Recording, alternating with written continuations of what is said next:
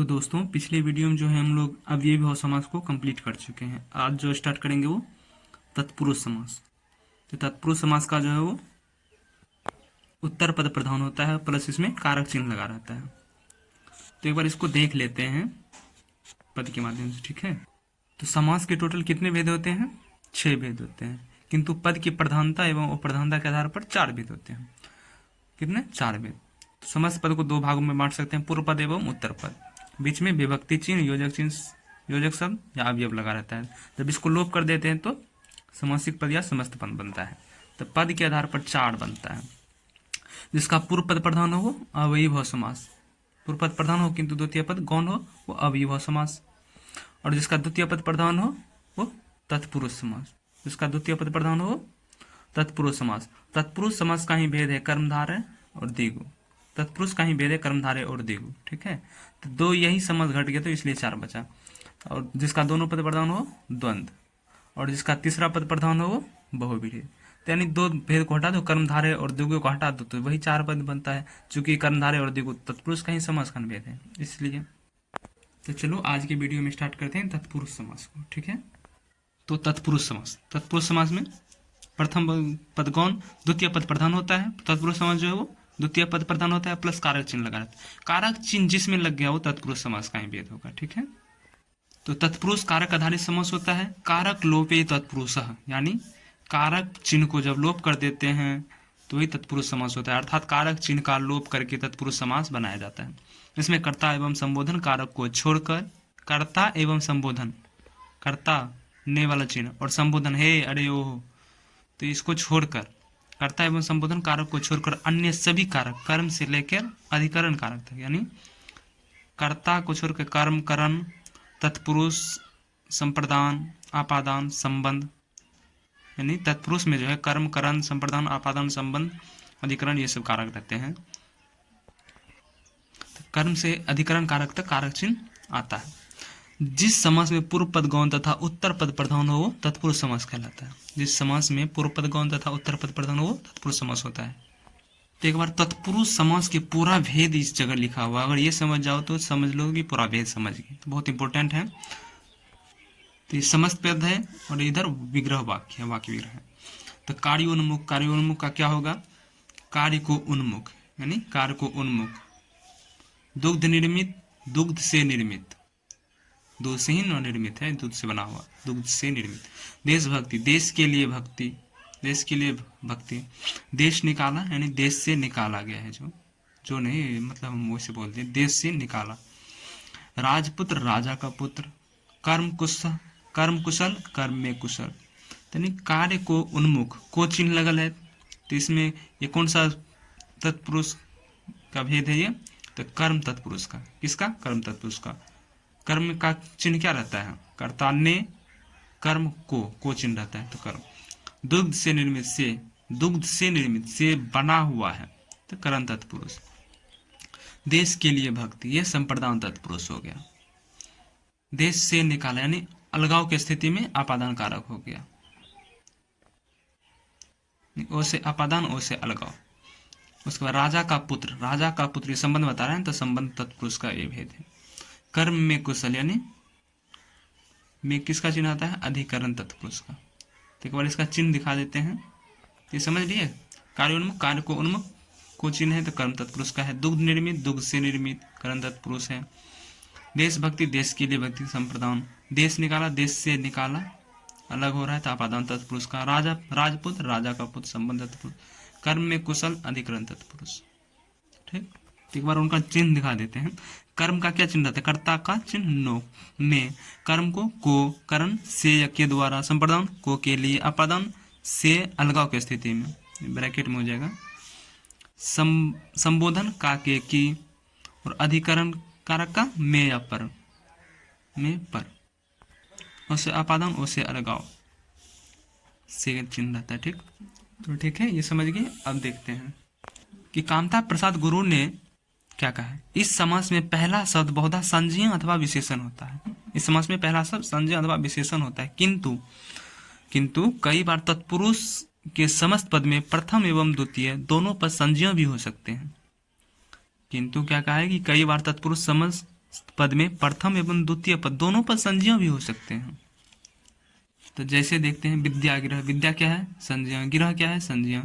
तो विद्या और गिरह दोनों संज्ञा है, तो विद्या के लिए गिरह, इसका विग्रह विद्यागृह का विग्रह करेंगे तो क्या बनेगा? विद्या के लिए ग्रह। प्रजापति, प्रजा का पति, कौन सा समास का उदाहरण हो जाएगा? है तो इसे तत्पुरुष का सब उदाहरण, लेकिन इस तत्पुरुष में कौन सा? के लिए किसका चिन्ह रहता है? संप्रदान का। प्रजापति, प्रजा का पति, तो संबंध बता रहा है ना, प्रजा का पति। तो सब छोड़ो, अभी बाद में समझना, ये सीधा समझोगे तत्पुरुष का भेद है, तत्पुरुष समास का है। तो विद्यागिरा, विद्या के लिए गिरा।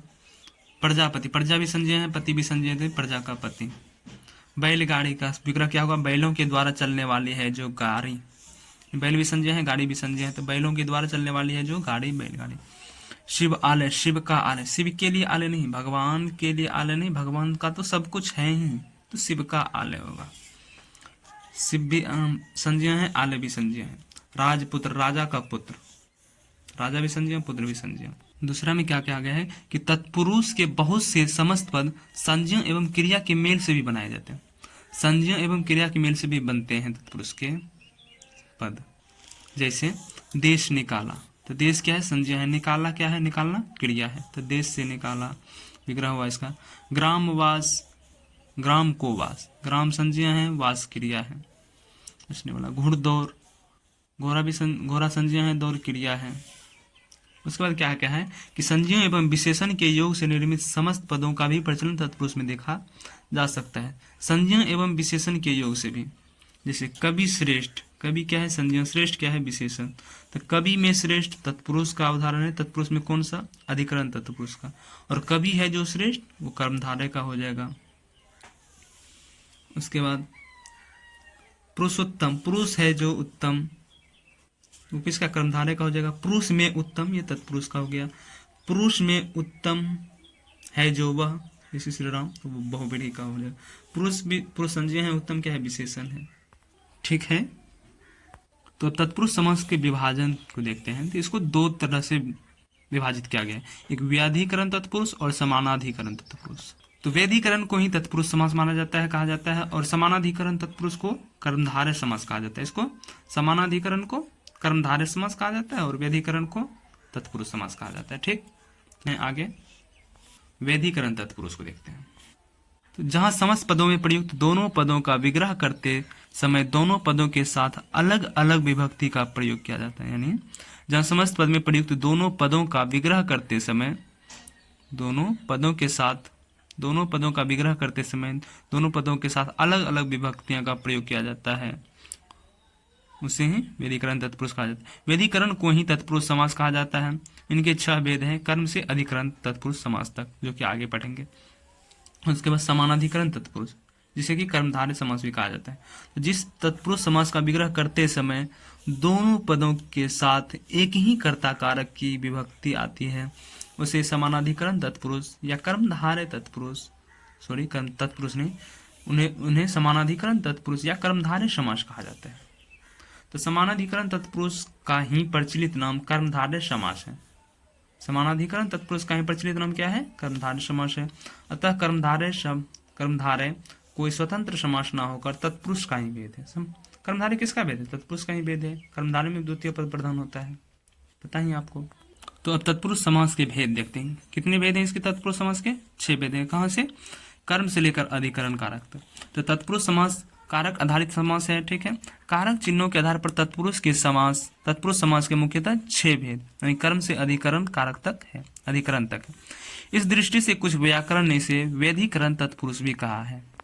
क्या? वेदीकरण तत्पुरुष भी कहा है। कहते हैं कौन कौन भेद हैं? कर्म तत्पुरुष समास, करण तत्पुरुष समास, संप्रदान तत्पुरुष समास, आपादान तत्पुरुष समास, संबोधन तत्पुरुष समास, तो संबोधन नहीं, संबंध तत्पुरुष समास होगा।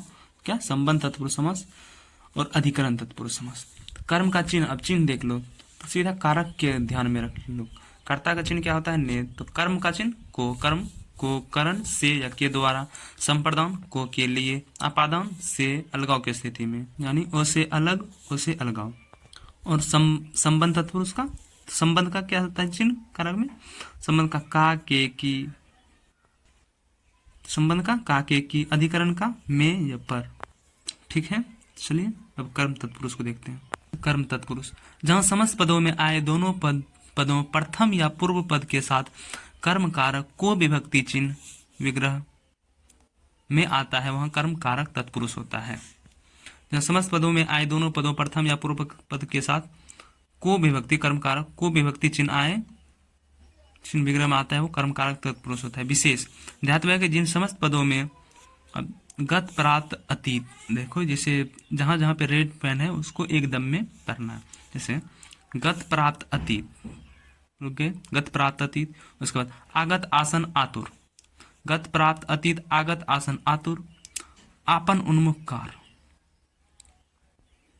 आपन उन्मुख कार, चोर तोर कर सुहाता मार, क्या, चोर तोड़ कर सुहाता मार, धर फोड़ जनक, धर फोड़ दिया जनक जी का, तो धर फोड़ जनक, गमन प्रद आदि, गमन प्रद।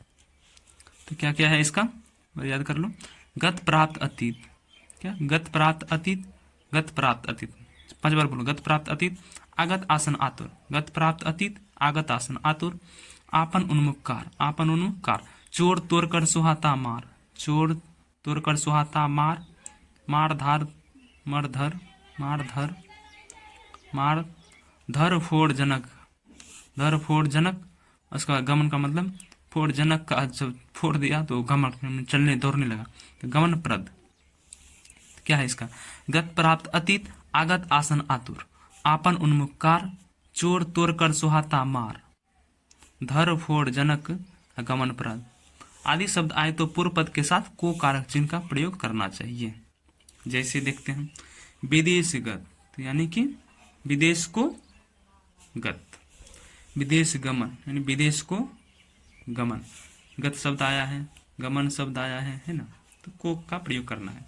तो सुख प्राप्त, प्राप्त शब्द आया तो सुख को प्राप्त, दिल तोड़, तोड़ शब्द आया है तो दिल को तोड़ने वाला, अधिकार प्राप्त, अधिकार को प्राप्त, ख्याति प्राप्त, ख्याति को प्राप्त, वन गमन, वन को गमन। अन्य उदाहरण देखते हैं इसके। तो ज्ञान प्राप्त, ज्ञान को प्राप्त, देश गत, गत शब्द है ना, तो देश को गत या गया हुआ, जाति गत, जाति को गत, कालातीत, यानी क्या इसमें काल प्लस अतीत, अतीत शब्द है था ना उसमें, गत प्राप्त अतीत है ना, अतीत, तो काल को अतीत, इंद्रियातीत, इंद्र को अतीत, आशातीत, आशा को अतीत, मुंह तोड़, मुंह को तोड़ने वाला, तोड़ शब्द था नहीं उसमें, मुंह को तोड़ने वाला, कमर तोड़, कमर को तोड़ने वाला, दिल तोड़, दिल को तोड़ने वाला, कनपट्टी तोड़, कनपट्टी को तोड़ने वाला। एक बार दिखा देते हैं वो शब्द, तो क्या क्या था इसमें शब्द, गत प्राप्त अतीत, गत प्राप्त अतीत, आगत आसन आतुर, आगत आसन आतुर, आपन उन्मुखकार, आपन उन्मुखकार, चोर तोड़ कर सुहाता मार, चोर तोड़ कर सुहाता मार, धर फोड़ जनक, गमन प्रद। ठीक है, तोड़ शब्द था ना, तो कनपट्टी तोड़, तो कनपट्टी को तोड़ने वाला। विशेष क्या है, जिन समस्त पदों का विग्रह करते समय अंत में वाला अथवा वाली पद का प्रयोग होता है, ऐसे समस्त पद वाक्य में प्रयुक्त होने पर विशेषण का कार्य करता है।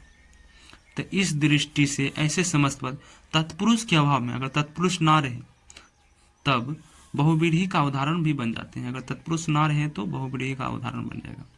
तत्पुरुष अगर ऑप्शन में ना हो तो बहुव्रीहि लगा सकते हैं। जैसे दिल तोड़, तो दिल को तोड़ने वाला, कनपट्टी तोड़, कनपट्टी को तोड़ने वाला, वाला शब्द आया ना। जैसे जग, जग सुहाता, जग को सुहाने वाला, नर भक्षी, नर को भक्षित करने वाला, सर्वभक्षी, सभी को या सबको भक्षित करने वाला, विद्याधर, विद्या को धारण करने वाला, धर था ना उस ऑप्शन में, पक्षधर, पक्ष को धारण करने वाला, चक्रधर, चक्र को धारण करने वाला, सुखप्रद, सुख को प्राप्त करने वाला, वेदज्ञ, वेद को जानने वाला, चिड़ी मार, चिड़ियों को मारने वाला। ठीक है, अगले चलते हैं करण तत्पुरुष को देखते हैं। तो चलिए करण तत्पुरुष को देखते हैं। तो करण तत्पुरुष का चिन्ह क्या था, करण का क्या चिन्ह होता है, से या के द्वारा। ठीक है, तो जिस समस्त पद का विग्रह करते समय प्रथम या पूर्व पद के साथ से या के द्वारा का प्रयोग होता है, वहां करण तत्पुरुष होता है। से या के द्वारा का प्रयोग होता है, वहां पर किस क्या होता है, करण तत्पुरुष होता है। से या के द्वारा जहां पे लगा रहेगा। एक चीज और जान लो, से जो होता है वो निर्जीव के लिए प्रयोग होता है और के द्वारा वो सजीव के लिए प्रयोग होता है। ठीक है, तब इसका पहचान देख लो। पहचान में क्या, पीड़ित, प्रदत्त, दत्त, रचित, लिखित, यानी किसी की रचना, लिखित, कृत, निर्मित, युक्त, ग्रस्त, हीन, व्याकुल, आर्द्र, सिद्ध, आकुल, आतुर, दुखी, आक्रांता, बुद्ध, वश आदि शब्दों का प्रयोग। देख लो, बहुत इंपॉर्टेंट है, पहचान लिए तो। पीड़ित, प्रदत्त, दत्त, पीड़ित, प्रदत्त, दत्त, रचित, लिखित, कृत, ये सब तो एक ही है ना। रचित, लिखित, कृत, निर्मित, युक्त, ग्रस्त, हीन, व्याकुल, आर्द्र, सिद्ध, आकुल, आतुर, दुखी, आक्रांता, बुद्ध, वश। तो करण तत्पुरुष को अगर याद कर लेते हो तो एग्जाम में आएगा और खट से टिक लगा दो। क्या होता है? पीड़ित, प्रदत्त, दत्त, पीड़ित, प्रदत्त, दत्त, रचित, लिखित, कृत, निर्मित। जहाँ जब कल ब्लैक पेन से चिन्ह लगा दिए हैं, ठीक है, उसको एकदम पीड़ित, प्रदत्त, दत्त, पीड़ित, प्रदत्त, दत्त, रचित, लिखित, कृत, रचित, लिखित, कृत, निर्मित, रचित, लिखित, कृत, निर्मित, युक्त, ग्रस्त, हीन, व्याकुल, युक्त, ग्रस्त, हीन, व्याकुल, आर्द्र, सिद्ध। देखो, आर्द्र संस्कृत जैसा शब्द है ना, आर्द्र, सिद्ध, आर्द्र, सिद्ध, आकुल, आतुर, दुखी, आक्रांता, आर्द्र, सिद्ध, आकुल, आतुर, आतुर तक, आर्द्र, सिद्ध, आकुल, आतुर। उसके बाद दुखी, आक्रांता, बुद्ध, बस। क्या? दुखी, आक्रांता, बुद्ध, बस। क्या है? पीड़ित, प्रदत्त, दुख, रचित, लिखित, कृत, पीड़ित, प्रदत्त, दत्त, उसके बाद रचित, लिखित, कृत, निर्मित, उसके बाद युक्त, ग्रस्त, हीन, व्याकुल, उसके बाद आदर, सिद्ध, आकुल, आतुर, फिर दुखी, आक्रांता, बुद्ध, बस। ठीक, आदि शब्दों का प्रयोग किसी समस्त पद के उत्तर पद में साथ हो तो वह करण तत्पुरुष का उदाहरण होगा। अब नोट देख लेते हैं। तो से और के द्वारा, तो से और के द्वारा का प्रयोग कहाँ होगा? से का प्रयोग होगा निर्जीव में और के द्वारा का प्रयोग होगा सजीव में। उदाहरण जैसे देख लेते हैं कैसे प्रयोग होता है से और के द्वारा का। उदाहरण, बिहारी रचित, तो क्या होगा इसका? बिहारी से रचित या बिहारी के द्वारा रचित। तो देखो, बिहारी क्या है? सजीव है, बिहारी कवि थे ना, सजीव। उसका बिहारी के द्वारा रचित है ना, बिहारी रचा है तो बिहारी से रचित होगा नहीं, बिहारी सजीव था तो बिहारी के द्वारा रचित होगा। अब दुग्ध निर्मित, दुग्ध क्या है? निर्जीव है, तो दुग्ध से निर्मित होगा कि दुग्ध के द्वारा निर्मित होगा? दुग्ध के द्वारा निर्मित नहीं, दुग्ध नहीं बनाया है, दूध से बना है, तो दुग्ध से निर्मित होगा ना कि दुग्ध द्वारा निर्मित, चूंकि दुग्ध जो है निर्जीव है तो दुग्ध से निर्मित होगा। ऋण ग्रस्त, ऋण क्या है? निर्जीव है, और ग्रस्त ऋण से ग्रस्त होगा, ऋण के द्वारा नहीं, ऋण से ग्रस्त। अब जल पूर्ण, तो क्या होगा? जल क्या है? सजीव है, निर्जीव, निर्जीव है, तो जल पूर्ण क्या होगा? जल के द्वारा पूर्ण होगा कि जल से पूर्ण? तो जल से पूर्ण होगा, जल के द्वारा नहीं, जल से पूर्ण होगा। ठीक है, तो आगे बढ़ते हैं। समास पीड़ित, पीड़ित था ना शब्द उसमें, तो क्या होगा? समास क्या है? सजीव है, निर्जीव, निर्जीव है, तो समास से पीड़ित। अकाल पीड़ित, अकाल सजीव है, निर्जीव, निर्जीव है, तो अकाल से होगा, अकाल से पीड़ित। रोग पीड़ित, रोग से पीड़ित। उसी प्रकार परिवार पीड़ित, तो परिवार से पीड़ित, परिवार के द्वारा पीड़ित होना चाहिए, पत्नी द्वारा पीड़ित। प्रेम पीड़ित, प्रेम से पीड़ित।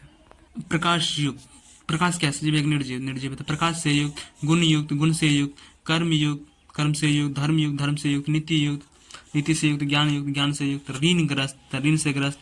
अभाव ग्रस्त, अभाव से ग्रस्त। बाढ़ ग्रस्त, बाढ़ से ग्रस्त। ईश्वर दत्त, ईश्वर सजीव है निर्जीव? सजीव है गुरु जी, तो ईश्वर के द्वारा दिया गया, ईश्वर के द्वारा दिया गया। प्रकृति सजीव है निर्जीव? प्रकृति सजीव है, तो प्रकृति के द्वारा दिया गया। स्वयं सिद्ध, स्वयं क्या है? स्वयं से सिद्ध।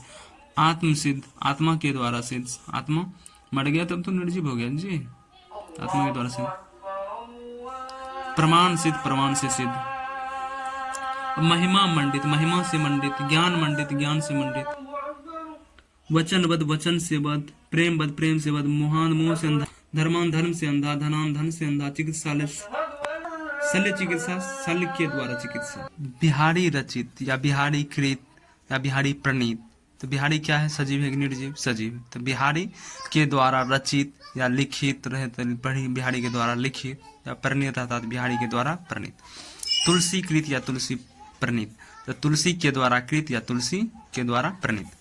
पंथ प्रणीत, तो पंथ के द्वारा प्रणीत। पंथ क्या है? सजीव है ना। पंथ कौन? सुमित्रानंदन पंथ। रेल यात्रा, रेल के द्वारा यात्रा। पद यात्रा, पद के द्वारा यात्रा, पैरों के द्वारा, पैर सजीव है ना। शब्द भेद, शब्द के द्वारा भेद। प्रतीक्षातुर, प्रतीक्षा से आतुर। प्रेमातर, प्रेम से आतुर। प्रेमातुर, प्रेम से आतुर।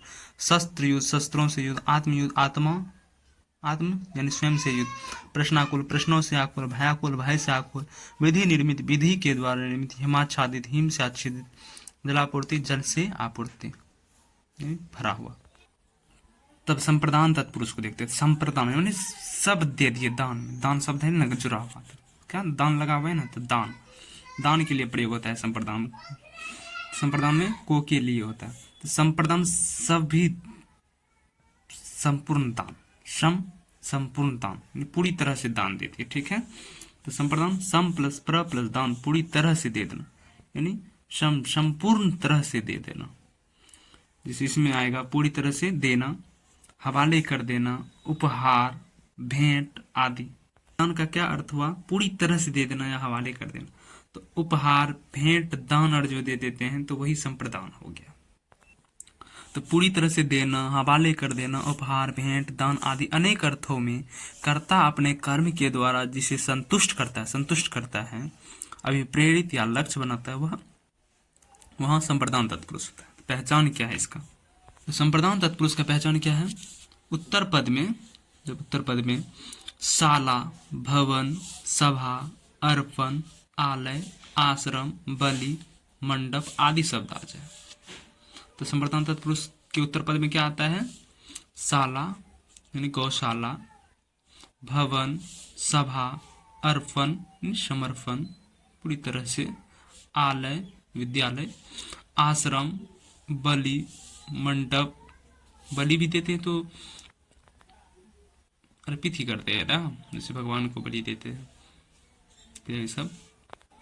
शाला पाठशाला, भवन कृषि भवन, सभा लोकसभा, अर्पण समर्पण, आलय विद्यालय, आश्रम वृद्धाश्रम, वृद्ध के लिए आश्रम खोल दिए जो, बलि, मंडप आदि, ठीक है। तो उदाहरण देखते हैं। तो गौशाला, शाला शब्द लास्ट में जुड़ा है तो गौ के लिए शाला, पाठशाला। संप्रदान का पहचान नहीं बताएं क्या? संप्रदान तत्पुरुष के अंत में को के लिए आता है, को या के लिए। संप्रदान के कारक का क्या चिन्ह होता है? को के लिए। तो गौशाला संप्रदान का है तो को, गौ के लिए शाला, पाठशाला पाठ के लिए शाला, प्रयोगशाला प्रयोग के लिए शाला, हिमालय हिम से निर्मित है जो आलय, आलय सब था ना उसमें, अर्पण आलय। तो हिम और आलय से और बीच का जो मध्यम पद हुआ से निर्मित है जो मध्यम पद लोपी तत्पुरुष, दोनों बीच से गायब कर दी। घुड़शाला घोड़ों के लिए शाला, गृहस्थाश्रम गृहस्थों के लिए आश्रम, परीक्षा भवन इधर होगा बड़ी होगा, परीक्षा भवन परीक्षा के लिए भवन, कृषि भवन कृषि संबंधित भवन, विधान सभा विधान कानून के लिए, विधान यानी कानून के लिए सभा, लोकसभा लोक यानी जनता के लिए सभा, लोकसभा लोक के लिए सभा। तो सभा भवन आदि सब जो आ जाए तो संप्रदान तत्पुरुष नहीं होगा ना, बताए ना यहाँ पे, भवन सभा अर्पण आलय आश्रम बलि मंडप आदि, ठीक है ना। तब देवार्पण देवों के लिए अर्पण, अर्पण अर्पण शब्द वहां आया था ना, अर्पण। कृष्णार्पण कृष्ण के लिए अर्पण, अर्पण कर दिए समर्पण कर दिए अपने आप को। गुरु दक्षिणा गुरु के लिए दक्षिणा, दान ही है वह ना ये। डाक गाड़ी डाक के लिए गाड़ी, विवाह मंडप विवाह के लिए मंडप, विद्यालय विद्या के लिए आलय, न्यायालय न्याय के लिए आलय, मंत्रालय मंत्रणा के लिए आलय, सचिवालय सचिवों के लिए आलय, कन्या विद्यालय कन्याओं के लिए विद्यालय। अगर खोल दे हमें कन्याओं के लिए विद्यालय तो दान रही हुआ ना। तपोवन तप के लिए वन, जेब खर्च जेब के लिए खर्च, समाचार पत्र समाचार के लिए पत्र, ये नहीं कि समाचार का पत्र हो, समाचार के लिए पत्र हो, चूंकि हम समाचार का बना हुआ पत्र नहीं है, वो तो पैर वृक्ष से बना हुआ है, लेकिन हम पढ़ते जो उनको समाचार के लिए न्यूज के लिए हम पत्र पढ़ते हैं। शपथ पर शपथ के लिए पत्र, कारागृह कार यानी कैदियों के लिए आगाड़े गृह, हवन कुंड उसी तरह से होगा, हवन के लिए कुंड, रणभूमि रण के लिए भूमि, युद्ध के लिए भूमि युद्ध भूमि, मातृभक्ति माता के लिए भक्ति, राजभक्ति राजा के लिए भक्ति, काक बलि काक के लिए बलि यानी कौवे के लिए बलि। नहीं कहते हैं कि दादा परदादा जो आएंगे कौवे बन के वो खाएंगे, उसके लिए हम बलि दे रहे हैं। बलि पशु बलि के लिए पशु, तो बलि पशु वो अगर पशु बलि आ जाए तो पशु का बलि, तो मतलब वो संबंध तत्पुरुष हो जाएगा। तो बलि पशु, बलि के लिए पशु, देव बलि, देवों के लिए बलि, महंगाई भत्ता, महंगाई के लिए भत्ता, यात्रा भत्ता, यात्रा के लिए भत्ता, दवाई भत्ता, दवाई के लिए भत्ता, पुत्र शोक, पुत्र के लिए शोक, पितृदान, पितरों के लिए दान, पुण्यदान, पुण्य के लिए दान, हाथ घड़ी, हाथ के लिए घड़ी, सत्याग्रह, सत्य के लिए आग्रह, भिक्षाटन, भिक्षा के लिए आटन। इस तरह अब देखते हैं अगला अपादान तत्पुरुष। तो से आता है इसमें अलगाव का बोधकरण, अर्थ दूर करना। अपादान का अर्थ क्या होता है? दूर करना या हटाना या अलग करना या ले जाना। जैसे छत पर से लड़का गिर गया, छत से लड़का गिर। तो जब समस्त पद में आए प्रथम पद के साथ से चिन्ह का प्रयोग किया जाए एवं उसका भाव अलग होने का हो तो वहां अपादान तत्पुरुष होता है। पहचान क्या है? जहां समस्त पद के उत्तर पद में मुक्त, भ्रष्ट, हीन, च्युत यानी कि सत्ता च्युत, सत्ता से अलग, विमुख, निकाला, बाहर, भीत, भय, रहित, द्रोह, ईर्ष्या, घृणा, आगत, अतीत, उत्पन्न, वंचित, निष्कासन यानी निकाल देना, निर्वासित, बहिष्कृत, इतर आदि आ जाए। क्या है? मुक्त कर देना, यानी किसी को मुक्त कर देना। भ्रष्ट, धर्म से भ्रष्ट यानी धर्म से भ्रष्ट हो गया, अलग हो गया ना धर्म से। हीन, च्युत, विमुख, निकाला, बाहर, भीत, भय, रहित यानी कि अलग होना, द्रोह, ईर्ष्या, घृणा, आगत, अतीत, उत्पन्न, वंचित, निष्कासन या निर्वासित या बहिष्कृत इतर आदि है। उदाहरण, ऋण मुक्त, ऋण से मुक्त, बंधन मुक्त, बंधन से मुक्त, ऋण मुक्त, ऋण से अलग हो गया ना, मुक्त, ऋण मुक्त, बंधन मुक्त, बंधन से मुक्त, जाति भ्रष्ट, जाति से भ्रष्ट, धर्म भ्रष्ट, धर्म से भ्रष्ट, ज्ञान भ्रष्ट, ज्ञान से भ्रष्ट, नेत्रहीन, नेत्र से हीन, बंधुहीन, बंधु से हीन, पदच्युत यानी पद से चित हटाना, धर्मच्युत, धर्म से च्युत यानी धर्म से हट गया, जातिच्युत, जाति से च्युत यानी जाति से अलग हो गया, सत्ताच्युत, सत्ता से च्युत, धर्म विमुख, धर्म से विमुख, कर्म विमुख, कर्म से विमुख, देश निकाला, देश से निकाला, देश निर्वासित, देश से निर्वासित बाहर कर दिया गया, सेवा निष्कासित, सेवा से निष्कासित, माया रिक्त, माया से रिक्त, जल रिक्त, जल से रिक्त, धर्म रिक्त, धर्म से विरक्त, ज्ञान रिक्त, ज्ञान से रिक्त, स्नातकोत्तर यानी स्नातक से उत्तर, विवाहेतर, विवाह से उत्तर, लोकोत्तर, लोक से उत्तर, कर्मागत, कर्म से आगत, देशागत, देश से आगत, जलोत्पन्न, जल से आदिवासी यानी आदि माने पूर्व, अनंत काल से, पूर्व से वास करने वाला, आदि से वास करने वाला, आदिवास नहीं, आदि से वास करने वाले, तद्भव, तद माने उससे और भव में से उत्पन्न, दूर दर्शन, दूर से दर्शन, इसका दूर से ही दर्शन किया जाए, दूरभाष, दूर से भाष यानी बोलना, कर्मदत्त, कर्म से जात यानी उत्पन्न, राजद्रोह, राज से राजा या राज से द्रोह, शासक द्रोह, शासक से द्रोह, विवाहेतर, विवाह से इतर यानी शिक्षणेतर, शिक्षण से इतर, मनुष्यतर, मनुष्य से इतर यानी दूसरे प्राणी, संस्कृतेतर, संस्कृत से इतर, भयभीत, भय से भीत, सिंह भय, सिंह से भय, आकाशपतित, आकाश से पतित, भाग्यपतित, भाग से पतित, जन्मान, जन्म से अंधा, सेवानिर्भित, सेवा से निर्भित, जन्म रोगी, जन्म से रोगी, गुरु भाई, गुरु से संबंधित से भाई, एक ही गुरु के शिष्य, गुरु से संबंध से भाई, गुरु के संबंध से भाई यानी एक ही गुरु जो शिष्य, रण विमुख, रण से विमुख, ईश्वर विमुख, ईश्वर से विमुख, ईश्वर से अलग होना। अब देखते हैं संबंध तत्पुरुष को। तो संबंध तत्पुरुष में कारक चिन्ह क्या है इसका? का के अर्थ क्या है? संयोग, मिलाप, रिश्ता, रिश्ता रहता है, संयोग रहता है, मिलाप रहता है या सहचर, तो वही संबंध स्थापित करना। इस समास में का के की कारक चिन्हों का लोप होता है, ठीक है। उदाहरण के लिए राजपुत्र यानी राजा का पुत्र, जगत पिता, जगत का पिता, सीतापति, सीता का पति, राम पत्नी, राम की पत्नी, है ना, संबंध है ना। सेनापति, सेना का पति, राज सेवक, राजा का सेवक, ग्राम स्वामी, ग्राम का सेवक, स्वामी, स्वामी रहता सॉरी, जगत गुरु, जगत गुरु, जगत का गुरु, सुदर्शन शिष्य, सुदर्शन का शिष्य, राजभाषा, राजकाज की भाषा, भूभाग, भू का भाग, राजयोग, भू का भाग, संबंध है ना, भू का भाग, राजयोग, राजा बनने का योग, मंत्री परिषद, मंत्रियों की परिषद, मृत्यु दंड, मृत्यु का दंड, कर्म योग, कर्म का योग, आम सभा, आम जन की सभा, मतदाता, मत का दाता, जीवन दाता, जीवन का दान, सॉरी जीवन दान, जीवन का दान, भूमि दान, भूमि का दान, गौघृत, गौ का घृत, विश्वास पात्र, विश्वास का पात्र, भूपति, भू का पति, नर बलि, नर की बलि, पशु बलि, पशु की बलि, अश्वमेघ, अश्व का मेघ, हवन यज्ञ। अश्वमेघ यज्ञ में क्या होता था कि अश्वों की बलि दी जाती थी। अश्व चिकित्सा, अश्व की चिकित्सा, अश्व पालक, अश्वों का पालक, कर्म योग, कर्म का योग, राजसभा, राज की सभा, आम सभा, आम लोगों की सभा, धनपति, धन का पति, जगन्नाथ, जगत का नाथ, जलधारा, जल की धारा, मतदाता, मत का दाता यानी मत देने वाला, इसका स्त्रीलिंग हो जाएगा मतदात्री यानी मत की दात्री यानी मत देने वाली। विद्यादाता, विद्या का दाता, इसका स्त्रीलिंग रूप होगा विद्यादात्री, दात्री। तो विद्यादात्री, विद्या की दात्री। रक्तदाता, उसी तरह से रक्त का दाता, रक्तदात्री, रक्त की दात्री। ज्ञानदाता, ज्ञान का दाता, ज्ञान की दात्री, ज्ञान दात्री, ज्ञान की दात्री। गौमुखी, गाय की मुख जैसी आकृति, जहाँ से गंगा का उद्गम होता है। गोस्वामी, गौ का स्वामी, गोम, गमोत्थान, ग्राम का उत्थान, ग्राम उत्थान, ग्राम का उत्थान। दृष्टिकोण, दृष्टि का कोण, रूपांतरण, रूप का अंतरण, शास्त्रानुकूल, शास्त्र के अनुकूल, प्राणोहित, प्राणों की आहुति, शब्दानुशासन, शब्दों का अनुशासन। ग्रंथावली, ग्रंथों की अवली, नियमावली, नियमों की अवली। पुष्पांजलि, पुष्पों की अंजलि। लोकसभा, लोक की भाषा। सूर्यास्त, सूर्य का अस्त होना। भवसागर, भव का सागर। रघुवंश, रघु का वंश। लोकनायक, लोक का नायक। समाध्यक्ष, सभाध्यक्ष, सभा का अध्यक्ष। राजमाता, राज की माता। राज दरबार, राजा का दरबार। हुक्मनामा, हुक्म का नामा यानी परपत्र। रामचरित, राम का चरित या चरित्र। मन स्थिति, मन की स्थिति। मनोविकार, मन का विकार। चंद्र प्रकाश, चंद्रमा का प्रकाश। जमींदार, जमीन का दार यानी स्वामी। थानेदार, थाने का दार यानी थाने का स्वामी।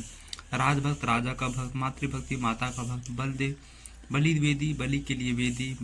यज्ञ वेदी, यज्ञ के लिए वेदी। बालमृत, बालकों के लिए अमृत। विद्युग्रह, विद्युतीय ग्रह, विद्युत ग्रह, विद्युत ग्रह, विद्युत के लिए ग्रह। विद्याग्रह, विद्या के लिए ग्रह। लक्षाग्रह, लाख से निर्मित है जो ग्रह। अधिकरण तत्पुरुष, इसमें कारक चिन्ह क्या रहता है? में या पे या पर। अर्थ इसका प्रधान स्थान पर रखना यानी उच्च स्थान पर रखना, आधार, आश्रय।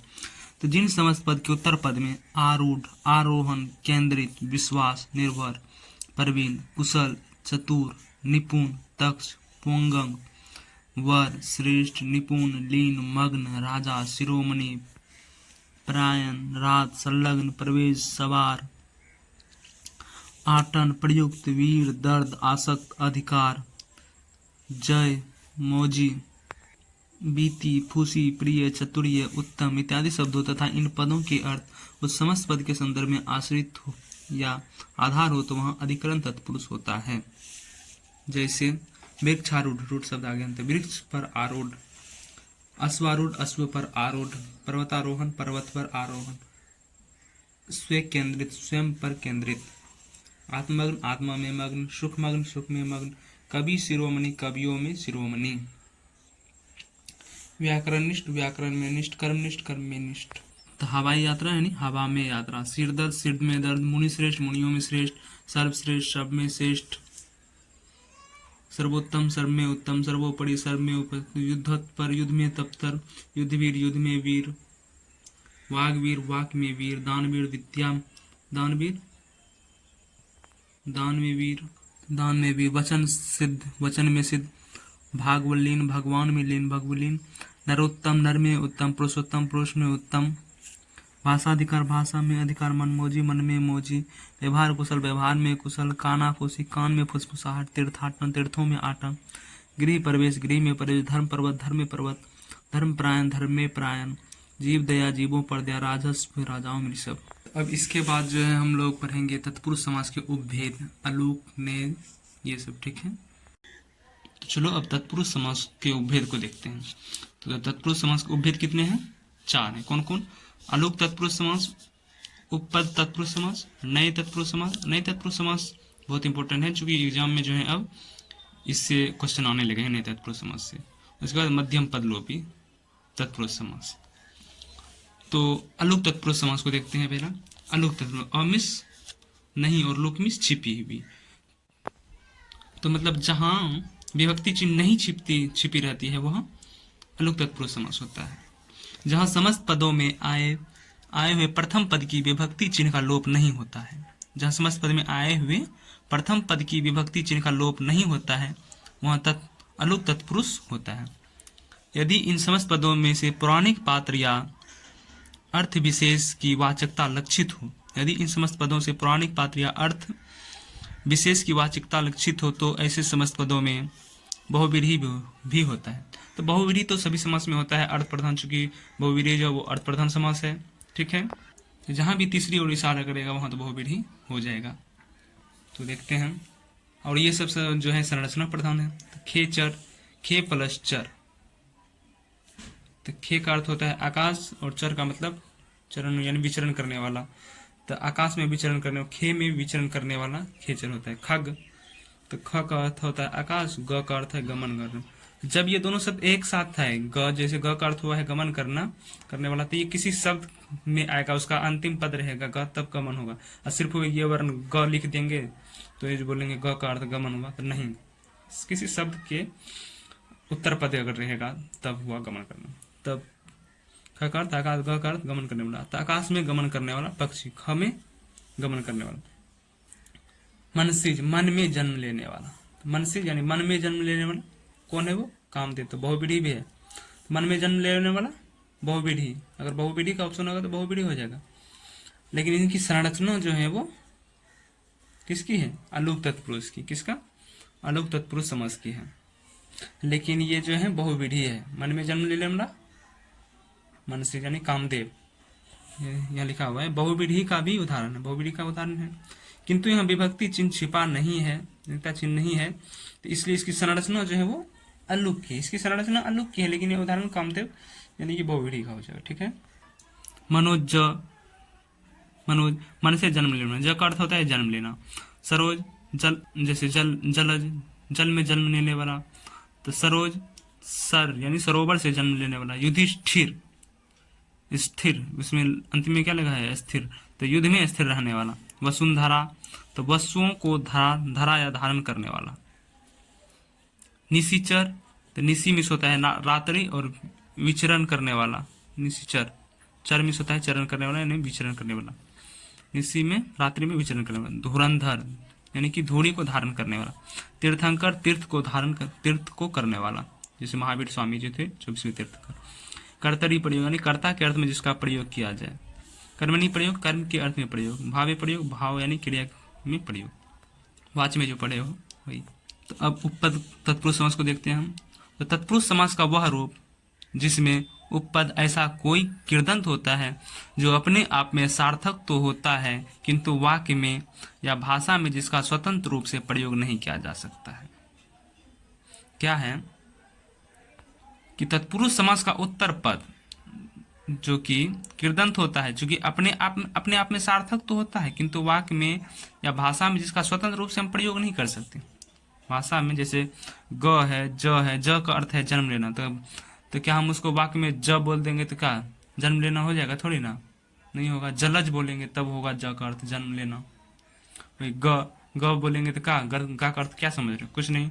वही बोलेंगे खग, तो ग का अर्थ हो गया गमन करना यानी खग, तो ख से आकाश और ग से गमन करना। तो उसी प्रकार बोल रहा है कि भाषा में जिसका स्वतंत्र रूप से प्रयोग नहीं किया जाता है उत्पत्ति तत्पुरुष का समास, क्योंकि ये पद प्रत्यय रूप में ही प्रयुक्त होते हैं अंतिम पद में। पर ऐसे पदों का संयोग जब पूर्व पद के साथ में होता है तो ये पद अपनी सार्थकता प्रकट करते हैं। पूर्व पद के साथ अगर इसका प्रयोग हो जाए तब वो अपनी सार्थकता प्रयोग करेंगे। जैसे अस्थ, ग, ये इसका कुछ अर्थ नहीं है, लेकिन वही जब अंतिम पद में आ जाएगा, प्रत्येक रूप में लग जाएगा, तब इसका ग का अर्थ होगा गमन करना। ज, द, ज, जैसे जलज, ज का अर्थ हो जाएगा जन्म, तो ये अभी कुछ पद नहीं है। तो अस्थ, ग, ज, द, ज, प, चर, कर, कार, हर, धर, दार, घन, घन आदि ऐसे पद जिनका स्वतंत्र अर्थ नहीं होता, किंतु ये पद समासिक पदों के निर्माण में सहायक होते हैं। जैसे देखो विशेष ग स्वतंत्र रूप से तो कवर का एक सदस्य मात्र है। ग क्या है? कवर का एक सदस्य तो है, किंतु जब किसी समस्त पद का उत्तर पद बनता है तो ग का अर्थ गमन करना हो जाता है। अब देखो कैसे, तो जैसे किसी प्रथम पद के साथ अगर ग आ गया उत्तर पद में तो ग का अर्थ हो जाएगा गमन करना। जैसे खग प्रथम पद और द्वितीय पद, ठीक है, तो उत्तर पद में क्या है गया ग, तो ग का अर्थ हो गया गमन करना। तो आकाश ही और गमन करने वाला। अब ज, जैसे उत्तर पद में ज आ जाएगा तो उसका अर्थ होगा जन्म लेने वाला। जैसे जलज, तो यहाँ पे जल प्लस ज आ जाता है, जैसे जो लो जो जल, तो एक जल, तो जल का मृत तो जल तो होगा ही, जल का अर्थ जल होगा, और ज का अर्थ जन्म लेना, तो जल में जन्म लेने वाला हो जाता है, यानी कमल। तो द जिसका उत्तर पद द आ जाएगा तो देने वाला हो जाएगा। वहीं अगर प आ जाएगा तब पालन करना हो जाएगा। अब वहीं अगर किसी समासिक पद में ल आ जाए, समासिक पद के उत्तर पद में ल आ जाए, तो ल का अर्थ हो जाएगा लेने वाला या लाने वाला। जा आ जाए तो जानने वाला। समासिक पद के अंत में कर आ जाए तो करना, कार आ जाए तो करने वाला, हर आ जाए तो हरण करने वाला, जैसे मनोहर, तो मन को हरने वाला। हर आ गया ना समासिक पद में अंत में हर, तो मन को हरने वाला। धर तो धारण करने वाला, धारण करना। प्रद प्रदान करने वाला। स्थ यानी स्थित।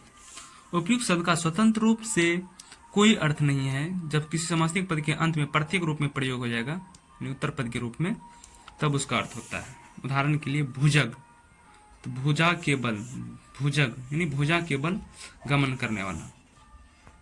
तो भुज हो गया भुजा, ग का अर्थ होता है गमन करने वाला, तो भुजा के बल गमन करने वाला यानी कौन? सर्प। एक सर्प का होता है उरग, उरग भी कहते हैं, तो उरग मतलब कि उर के बल गमन करने वाला। उर मिस होता है हृदय, यानी हृदय के बल गमन करने वाला, उरग। खग, ग का अर्थ गमन करना, ख का अर्थ होता है आकाश, यानी आकाश में गमन करने वाला। उरग है ना उरग, तो उरग मिस होता है, उर मिस होता है छाती, ग का अर्थ होता है गमन, तो उर छाती के बल जानने वाला सर्प। जलज, ज का अर्थ हो गया जन्म लेने वाला, जल का अर्थ जल, तो जल में जन्म लेने वाला। पंकज, पंक मिस होता है कीचड़, ज का अर्थ होता है जन्म लेना, तो पंख में जन्म लेने वाला। सरोज, सर का अर्थ तालाब होता है, तो सर का तालाब होता है, तालाब से जन्म लेने वाला, सर से जन्म लेने वाला। अंडज, अंडे से जन्म लेने वाला। स्वदेज, स्वेद यानी पसीने से जन्म लेने वाला, जैसे जू, लीक सब। उद्भिज, भूमि को फाड़ कर बाहर निकलने वाला, कौन? पेड़ पौधा। जरायुज, जड़ से जन्म लेने वाला, जैसे मनुष्य शरीर से, मनुष्य जब जन्म लेता है तो वो कौन सी जड़ में लिपटा हुआ रहता है ना, पेट में जैसे नाभि से लिपटा होता है, तो ये हो गया जरायुज, जड़ से जन्म लेने वाला। नभचर, चर का अर्थ होता है विचरण करने वाला, तो नभ में विचरण करने वाला। थलचर, थल पर विचरण करने वाला। गीतकार, गीतों की रचना करने वाला। साहित्यकार, साहित्य की रचना करने वाला। कविताकार, कविता की रचना करने वाला। ग्रंथकार, ग्रंथ की रचना करने वाला। कृतज्ञ, कृत यानी किए हुए को, ज यानी जानने या मानने वाला। कृतघन, कृत को घन यानी ना मानने वाला या भूलने वाला। वेदज्ञ, वेद को जानने वाला।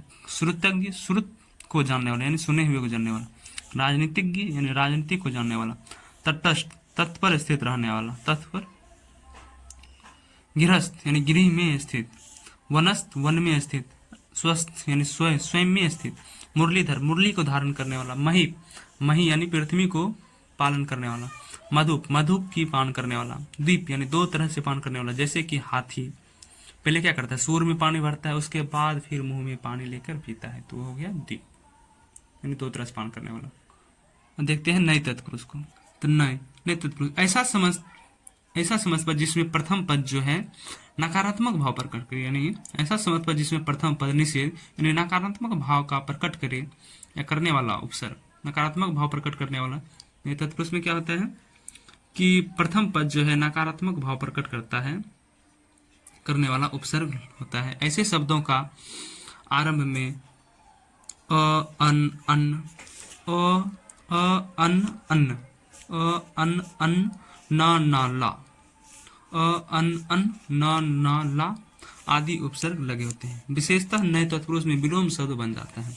विशेष, विग्रह करने के बाद न के बाद यदि स्वर हो तो, विग्रह करने के बाद न के बाद यदि स्वर हो तो न के स्थान पर अन हो जाता है, यदि स्वर रहेगा तो, और व्यंजन हो तो अ करते हैं शॉर्ट में। जैसे न के बाद अगर स्वर आ गया तो न को हम अन कर देंगे, और न के बाद अगर व्यंजन आ गया तो न को हम अ कर देंगे। जैसे न प्लस ईश्वर, न ईश्वर, न के बाद क्या है, ई है, ये क्या है, स्वर है, तो न के बाद स्वर है तो न का अन कर देंगे, और ईश्वर तो है ही, तो अन न का ई से संबंध संयोग करेंगे तो ये हो जाएगा अनिश्वर, संधि क्रिया, संधि किया।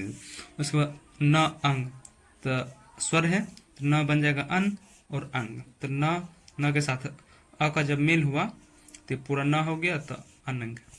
न प्लस उद्धार स्वर है तो अन, न का हो जाएगा अन और उद्धार अनुद्धार। उसी प्रकार न अनुनासिक तो न का हो गया अन अनुनासिक न अनुनासिक। न बोध तो न का हो, ब क्या है व्यंजन है तो न का हो जाएगा अ, क्या बोले थे ना, न के बाद अगर व्यंजन रहेगा तो अ हो जाएगा, न के बाद अगर स्वर रहा तो अन, और न के बाद अगर व्यंजन आ गया तो न का अ हो जाएगा। तो उसी प्रकार न जो बोध बोध न का हो जाएगा अ और बोध तो रहेगा ही तो अबोध हो जाएगा। उसी प्रकार न चल, चल क्या है, च क्या है व्यंजन है तो न का हो जाएगा अ तो यानी अचल। न मोल तो अमूल। बेहया तो न हया। न पसंद तो न पसंद। अनुत्तीर्ण न उत्तीर्ण। जैसे अब न उत्तीर्ण को करना है तो न वो क्या है स्वर है तो न हो जाएगा कौन चीज अन में, न का हो जाएगा अन और उत्तीर्ण अनुत्तीर्ण। जैसे यहाँ पे बनाए होंगे कहीं, हाँ यहाँ है ना न उत्तीर्ण तो वो क्या है स्वर है तो न का हो गया अन तो अन और ये उत्तीर्ण आ जाएगा तो ओ का इसमें हो जाएगा तो अनु उत्तीर्ण यानी अनुत्तीर्ण। उसी तरह ला इलाज तो ना इलाज। अकाल ना काल। अकाल का कहीं बनाए होंगे तो यहाँ पर है अकाल का तो ना काल। अकाल का क्या हुआ ना काल तो ना का न और इधर काल का क्या है व्यंजन है तो ना का अ बनेगा तो अ काल अकाल। अपरिचित न परिचित। अनपढ़ न पढ़ा हुआ। अनाथ न नाथ। असफल न सफल। नास्तिक न नास्तिक। न नाथ क्या न नाथ तो हो जाएगा न व्यंजन है तो न का अ हो जाएगा और नाथ अनाथ। न सफल तो न का इसका क्या है व्यंजन है तो न का अ हो जाएगा तो असफल। न काल क है व्यंजन तो न का अ होगा अकाल। ठीक है। अन्य उदाहरण देखते हैं। अबोध तो न बोध। अनाथ न नाथ। अज्ञान न ज्ञान। असंभव न संभव। यानी न क्या है न का, न के बाद व्यंजन है तो न का हो जाएगा अ और संभव असंभव। अप्रिय न प्रिय। अधर्म न धर्म। असत्य न सत्य। अपवित्र न पवित्र। अब अन उपसर्ग से जो है कौन कौन सा बना है सब। अनगिनत न गिनत। अनहोनी न होनी। अनमोल न मोल। अनपढ़ न पढ़। अनदेखा न देखा तो न और द, न द क्या है व्यंजन है तो न का हो जाएगा अदेखा। अब ना उपसर्ग से नापसंद तो नापसंद। नास्तिक न आस्तिक। नागवर नागवार। मध्यम पद लोपी तत्पुरुष को देखते हैं। मध्यम पद लोपी इस सीधा आसान है। मध्यम पद लोपी यानी मध्यम पद बीच में जो पद है उसको हम लोप कर देते हैं तो वही मध्यम पद लोपी तत्पुरुष होता है। जैसे इसमें कहते हैं कि प्रथम पद एवं उत्तर पद के बीच जो भी विभक्ति चिन्ह या जो भी पद आए हैं उसको हम लोप कर देते हैं जब तो मध्यम पद लोपी हो जाता है। यानी इनमें प्रथम पद एवं उत्तर पद के बीच आए हुए सभी पद तथा विभक्ति चिन्ह का भी लोप कर देते हैं और मध्यम पद लोपी तत्पुरुष होता है। इन्हें लुप्त पद या तत्पुरुष भी कहा जाता है। उदाहरण के लिए वन में रहने वाली मक्खी। प्रथम पद क्या हुआ वन और द्वितीय पद या उत्तर पद मक्खी। इन दोनों के बीच में जो भी पद है उसको हम लोप कर देंगे। रहने वाली पद और में क्या है विभक्ति चिन्ह, सबको जब हम लोप कर दिए तो क्या बचा वन और मक्खी, वन मक्खी। मधु को एकत्र करने वाली मक्खी। एक पद ये है मधु और एक पद है मक्खी। इन दोनों को हम लोप कर दिए, को विभक्ति चिन्ह को भी एकत्र करने वाले ये पद को भी, तो क्या बचा मधु और मक्खी, तो मधु मक्खी। ऊंट गाड़ी, ऊंट के द्वारा चलने वाली गाड़ी, तो के द्वारा चलने वाली सबको लोप कर दिए, बचा कौन सी ऊंट और गाड़ी। चील गाड़ी, चील के समान गाड़ी, तो इन सबको हम के समान हटा दिए तो चील गाड़ी। पवन चक्की, पन के बहाव की शक्ति से चलने वाली चक्की, सब हटा दिए तो पन और चक्की बचा। बैलगाड़ी, बैल के द्वारा खींची जाने वाली गाड़ी, तो एक पद ये है एक पद ये है, बीच का सभी पद हटा दिए तो बैलगाड़ी। मालगाड़ी, माल यानी सामान को ढोने वाली गाड़ी। जलपोत, जल पर चलने वाला पोत, जलपोत। दही बड़ा, दही में डूबा हुआ बड़ा। पर्णकुटी, पर्ण घास पत्तों से बनी हुई कुटिया या साला। पर्ण क्या होता है घास या पत्ता। पवन चक्की, पवन से चलने वाली चक्की, देखो से चलने वाले को लोप कर दिए बीच का, और एक पद ये है पवन और एक पद चक्की, तो पवन चक्की। वायुयान, वायु में उड़ने वाला यान।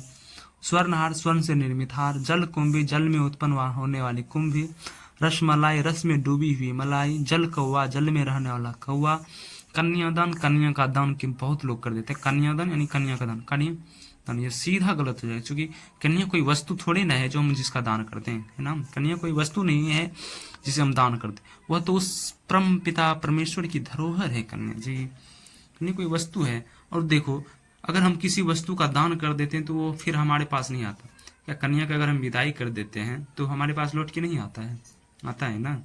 तो कन्या दान थोड़ी ना हुआ। तो कन्या का दान का हो जाएगा सही विग्रह कि विवाह में वर को कन्या का दान, यानी कि उनके लिए अच्छा सा वर ढूंढ के फिर उनका शादी करना, उनके साथ संबंध जोड़ना, वो हुआ विवाह में वर को कन्या का दान, उसे कहेंगे कन्या। कन्या को एक हो जाएगा कन्या को किया हुआ दान, कन्या को जो हम दान करते हैं कोई भी वस्तु सामान स्वर्ण वस्तु, तो वो हो गया कन्या को किया हुआ दान।